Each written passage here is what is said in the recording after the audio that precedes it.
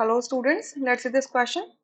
The question says total number of elements which have only single oxidation state other than zero. Zero के अलावा उनकी अगर कोई भी single oxidation state present है इनके corresponding stable compounds, आपको वो नंबर बताने कितने एलिमेंट्स है। तो यहाँ पे हमें सीजियम दिया है, बेरियम दिया है, फ्लोरीन दिया है, जिंक दिया है, बेरिलियम दिया है, एल्यूमिनियम दिया है, strontium, gallium and your lead.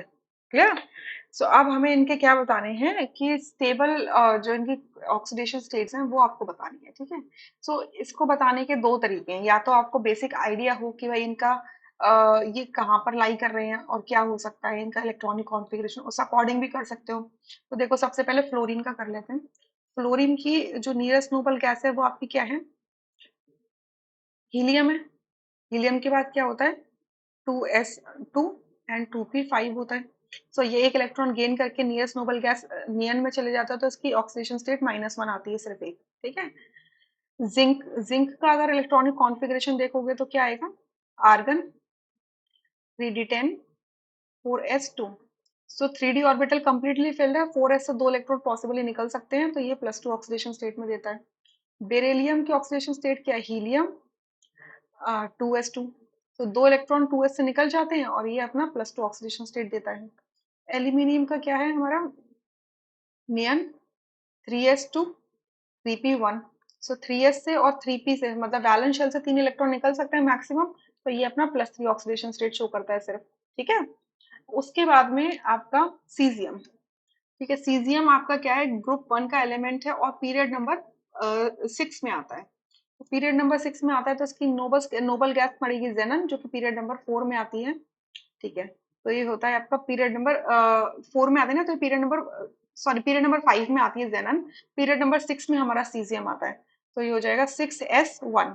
तो 6s से वैलेंस शेल से एक इलेक्ट्रॉन निकल जाएगा, तो ये +1 ऑक्सीडेशन स्टेट शो कर देगा। ठीक है। सिमिलरली अगर मैं बेरियम देखूं तो बेरियम हमारा सीजियम के बाद आता है। सीजियम के बाद बेरियम आता है। तो ये जेनन इसका इलेक्ट्रॉनिक कॉन्फ़िगरेशन होगा नियरेस्ट नोबल गैस, और ये होगा 6s2। ठीक है, 6s2। तो ये यहाँ से दो इलेक्ट्रॉन अपने लूज कर देगा और +2 ऑक्सीडेशन स्टेट में आ जाएगा। क्लियर। स्ट्रॉन्शियम स्ट्रॉन्शियम आपका क्या है? ग्रुप 2 का मेंबर होता है, जो आपका बेरियम के जस्ट ऊपर होता है। बेरियम के क्या होता है? जस्ट ऊपर होता है। तो स्ट्रॉन्शियम जो है बेरियम के जस्ट ऊपर होता है, तो स्ट्रॉन्शियम के नियरेस्ट नोबल गैस क्या होगी? क्रिप्टन। क्रिप्टन। तो ये हो जाएगा 5s1। स्ट्रॉन्शियम क्या हो जाएगा आपका? 5, सॉरी 5s2 हो जाएगा। ग्रुप 2 बोला ना मैंने, 5s2। सो दो इलेक्ट्रॉन लूज करके ये +2 ऑक्सीडेशन स्टेट शो कर देगा, क्योंकि नियरेस्ट नोबल गैस अटेन कर लेगा। अब ये क्या है? Ga मतलब गैलियम। ये हमारा गैलियम जो होता है बोरोन फैमिली का मेंबर होता है। सो इसकी जो इलेक्ट्रॉनिक कॉन्फ़िगरेशन क्या होती है? Argon 3d10 4s2 and 4p1। Clear.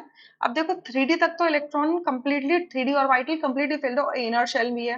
तो जो इसकी आउटर शेल है वो 4s है और 4p, मतलब फोर्थ एनर्जी लेवल है। इसमें दो ऑर्बिटल है, 4s एंड 4p। तो ये गैलियम के पास में दो चॉइसेस होती है, या तो +1 में आ जाए या +3 ऑक्सीडेशन स्टेट में आ जाए। अब क्योंकि डी ऑर्बिटल जो होता है इसकी पुअर शील्डिंग होती है, तो इनर्ट पेयर इफेक्ट शो करने की वजह से ये +1 ऑक्सीडेशन स्टेट भी शो कर देता है। बट किसी किसी कंपाउंड में +3 भी शो कर देता है, ग्रुप ऑक्सीडेशन शो कर देता है। ठीक है। सिमिलरली अगर मैं लेड को देखूं तो लेड क्या है? किस फैमिली का मेंबर होता है? लेड हमारी कार्बन फैमिली का मेंबर होता है और पीरियड 6 में आता है। सो पीरियड 6 में आता है तो इसकी नोबल गैस क्या होगी? नियरेस्ट नियरेस्ट नोबल गैस होगी इसकी जेनन। ठीक है। नियरेस्ट नोबल गैस होगी इसकी जेनन। तो ये अब किस तरीके से इसमें इलेक्ट्रॉन्स फिल हो जाएंगे हमारे?